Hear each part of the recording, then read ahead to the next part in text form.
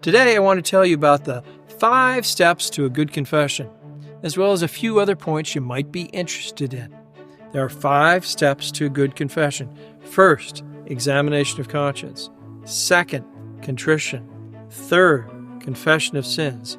Fourth, satisfaction. And fifth, thanks to God. Yesterday, I spoke a little about the second, third, and fourth one, contrition, confession of sins, and satisfaction. So today, I want to focus on the others. First, examination of conscience.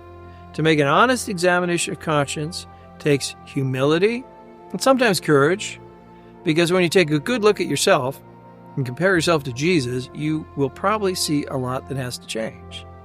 Be courageous, because nothing gives you more joy than making a good confession and living in the state of grace. So how do you examine your conscience? First, you should go to a place that is quiet. And a church with the Most Blessed Sacrament is the best place. Next, you need a method. You can reflect on the 10 Commandments, or the Beatitudes, or the corporal and spiritual works of mercy, or the teachings of Jesus. You could ask the Holy Spirit to grant you light to know yourself, or you can use some aid or pamphlet and read the questions. The #1 free Catholic app, that's the Relevant Radio app, has a very fine examination of conscience for you in the section of Confession Helper.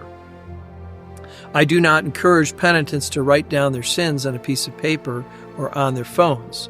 Ones they remember are sufficient. Once you're aware of the sins you need to confess and you are sorry for them, it's time to go to confession. We are obliged to confess all of the mortal sins that we are aware of and that we have not already confessed. And we confess them according to their number and kind. How many times and what type? Next, we can confess our venial sins.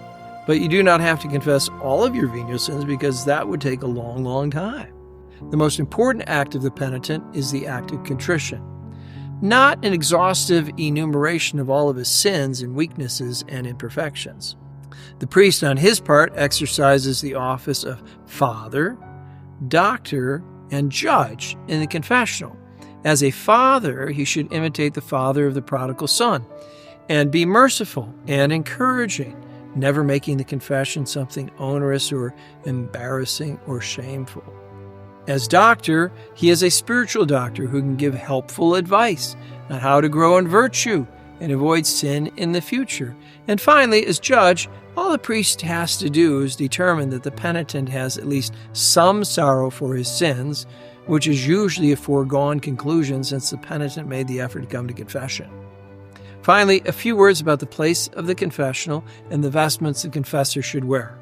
In an emergency, you can go to confession anywhere, even on a ski lift, but the best place is in a confessional in a church. You may go face-to-face if you wish, or behind a confessional screen. But the priest always has the right to remain behind a confessional screen. I think that's the best way to go. That's how St. John Vianney, the cure of Ars, heard confession, and he's a patron saint of parish priests.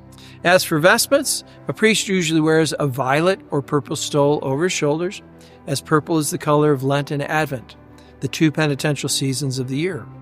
Purple is the color of penance, and confession is also called the Sacrament of Penance. So tune in every day of Lent to learn more about your Catholic faith, because if you learn it, then you can live it, and if you live it, you will love it, and if you love it, you will never leave it.